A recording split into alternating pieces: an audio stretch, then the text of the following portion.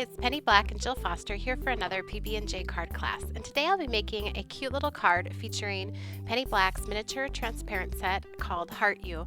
And I think this is such a wonderful stamp. It's great for creating masculine type cards for kids and even for those older guys in your life. And before we begin, I just wanted to pop up some supplies, all the supplies that I'll be using in creating this card, including the Copic colors used to color the image.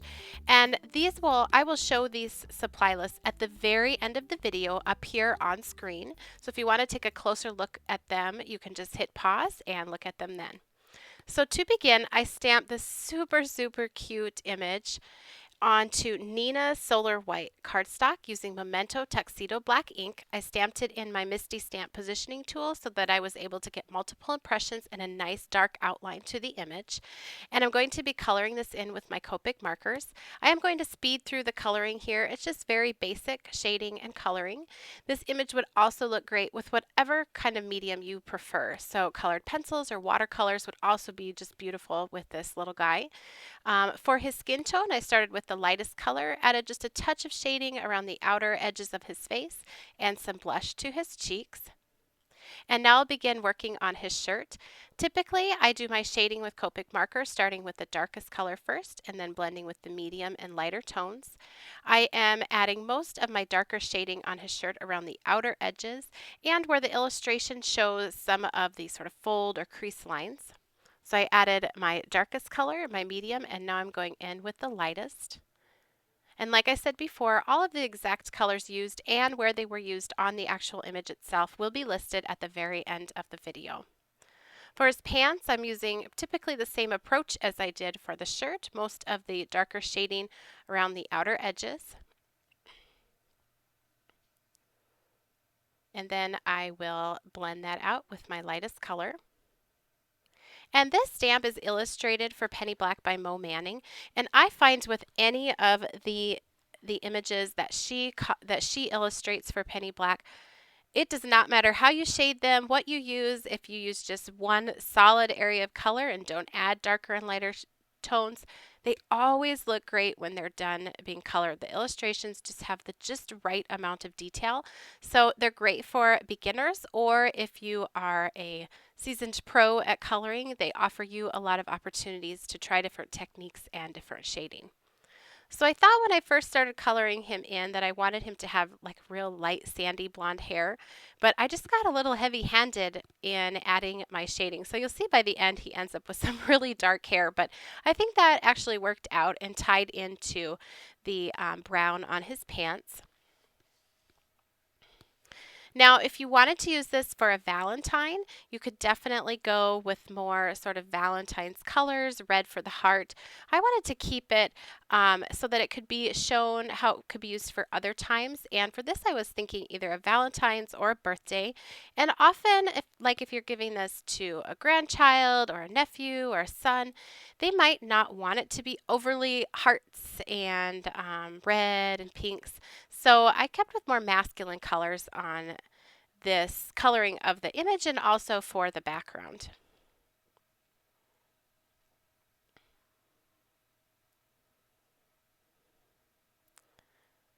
And because I knew I was fussy cutting this out, you can see I did go out of the lines on his hair. So I will be cutting it out. It will be fine. I am keeping his heart white, but so that it looked finished, I did add some gray around the outer edges, and then I'm just blending that out using the colorless blender so that it's a nice transition from light to dark. I fussy cut that out, and I didn't worry about those little tiny hairs that were down sort of by his chin, and he looks totally fine without those. So if you're a lazy cutter like me, you don't have to cut those out. I outlined it using a Memento Tuxedo Black marker just to hide any imperfections in my trimming. Then I'm also putting a very light layer of Vintage Photo Distress ink around the outer edges, also to hide any imperfections and give it a finished look. Once I was done coloring him, I was ready to build my scene. And these are some of my favorite dies for building a scene. These are from Penny Black, and I pulled these from my stash. So the Silver Linings mix is great for clouds. The picket fence looks great with so many different designs. I used the birds to put a little bird from Birds and Banners up on that picket fence. And the Playful Posy set has a great variation of sizes of flowers that you can add to your scene. So I use some of the smaller ones here. So I just, once my image is colored, I cut a standard size panel and I can start building the scene here and deciding where I want things to go. And that's just what I'm doing here. That's a hand trimmed hill that I'm just placing below.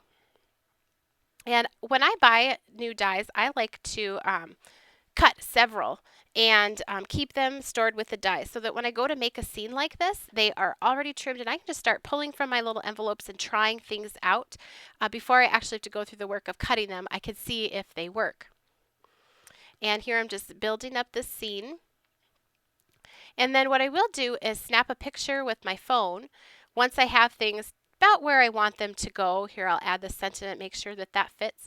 That way when I slide them all off, I will know and I will remember I can look at the picture where to put them when I'm all done.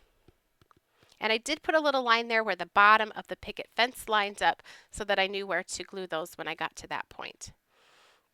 I lined up this little hill on the front of the panel and then just slid it down a little and drew a line with a pencil so that I know when I add my inking to the sky where that needs to start and stop, but because I slid it down a little bit, that pencil line will not show. So to ink up this hill, I'm going to use Bamboo Leaves Memento ink, and I'm applying this with a sponge dauber. And you could also use an ink blending tool and a foam pad and whatever ink colors that you prefer. I'm not doing any special techniques with these ink colors. I am just picking them because it's the color that I like. And this Bamboo Leaves is just a very happy green without being overly too bright or too much yellow to it. I just find it's a really nice green for sort of a grassy hill or background.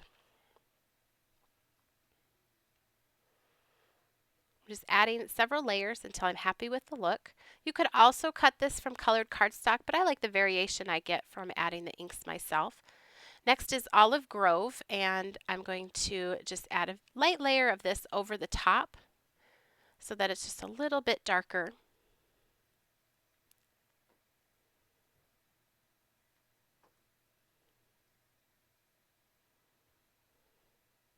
And I also trimmed a second little hill, and this one I will keep a little bit lighter, so I'm back to that Bamboo Leaves color.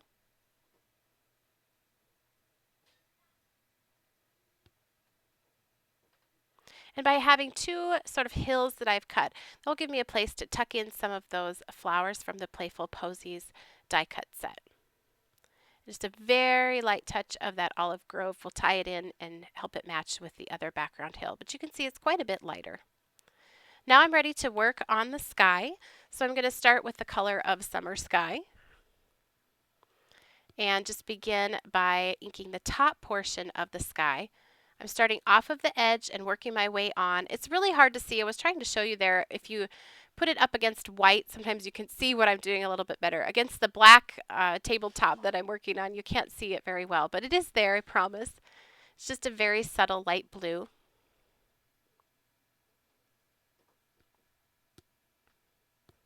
And I like to build up the color by adding multiple layers, as you can see. Now I'll take Danube Blue just to darken certain portions of that sky. I want it to be darker towards sort of the horizon line or where the hill meets the sky. So now you can see I'm starting off of the edge and working my way up, but working from the bottom up towards the top of the sky. By having that light layer of the summer sky color, it does make it easier to blend this darker color right on top. It's a nice smooth transition from the dark to the light up at the top of the card.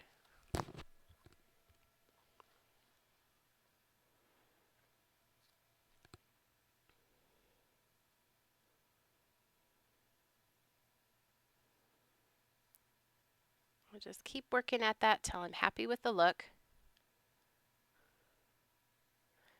Next, I will take those clouds that were cut from the Silver Linings and I'm putting that summer sky color on top of those too. just so that they aren't completely stark white. But of course, I don't want them to be too dark either. So it's just a very subtle, it's more evident in real life than it is here on camera.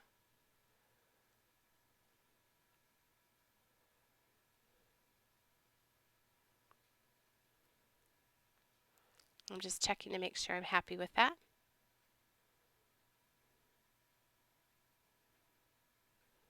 And that was just my line that I had drawn before where I want to glue that picket fence. Now these are just a few of the flowers from that Playful Posies die set from Penny Black. And like I said, it has a really nice, these are the smallest ones, but it has a really nice variation of also some larger flowers in there. So you get some different options when you're building your scene, depending on what your scene needs. They also have a nice variation in curves to the stems, which make a difference when you go to layer them around your design. I decided to go ahead and color these with my Copic markers, just making it easy to add some shading to them. Also pull in the look of Copic marker coloring throughout the card, not just on the main focal point image. And it also is sometimes easier to get on these little stems and leaves than using the ink blending tools on them. That green though is just a little too bright, so I'm just pouncing some of that color that we used on the hills right onto those stems, being careful not to get it on top of the actual flower. And I did put a little Vintage Photo Distress ink around the outer edge of that flower. So excuse my head there, I was just lining up my sentiment. I layered all my pieces onto the card and held them with the magnet, so nothing is adhered down yet, but this helps me be sure that I'm able to get my sentiment right where I want it. I'm going to stamp that using VersaFine ink in the color of Majestic Blue. And because I'm doing this in my stamp positioning tool, when I didn't get a good impression, I can just keep going until I get it just right. Sometimes if I have the magnets a little too close, it won't stamp just perfectly. So you can see there, just kind of moving those out of place, out of the way. Now I'm ready to assemble all of the elements together. I really love this step. It's fun to see all of the different things come together now that they're all colored. I'm using liquid adhesive on the picket fence die.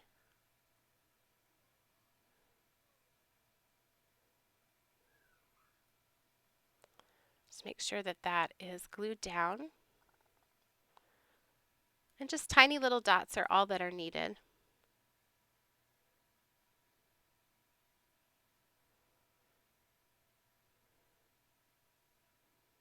And I just love dies like this that can be used in so many different ways, but they really do add such a charm to these new character and critter stamps. Now this larger hill I will glue down using liquid adhesive again.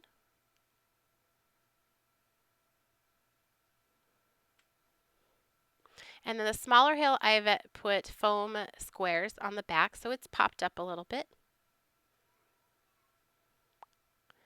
And same with the little boy. His feet where they're on the hill, we'll get liquid adhesive and the rest of him is popped up. Now I can start arranging those clouds.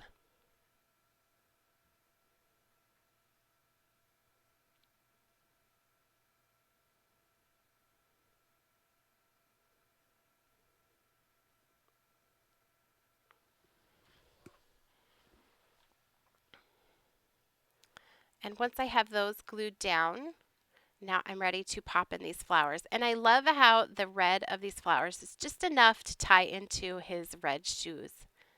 And I feel like they just really finished this scene off. I didn't quite like it till I started putting these in here, and then I was really happy with the look.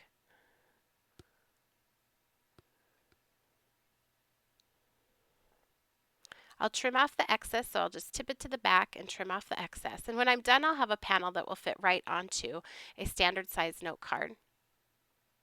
And I thought I just needed one more thing up on that fence, so I grabbed one of the birds that was die cut from our Birds and Banners die. I colored it with a blue, so it will add interest over to the side where I glue it, but it won't distract from the focal point image. So it's blue on blue, bluebird on a blue sky, but it's just enough, I thought, to finish things off and just add to the charm of that picket fence. So once I had that colored, just going to glue it right up here.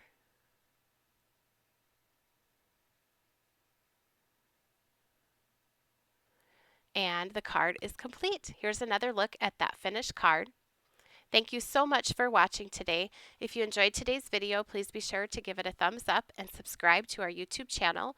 You can also connect with Penny Black on Facebook, Pinterest, Instagram, Twitter, as well as on our website and blog, and shop our online store, and I will link to all of those for you down in the YouTube description box below.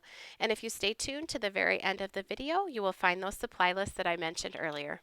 Thanks for watching.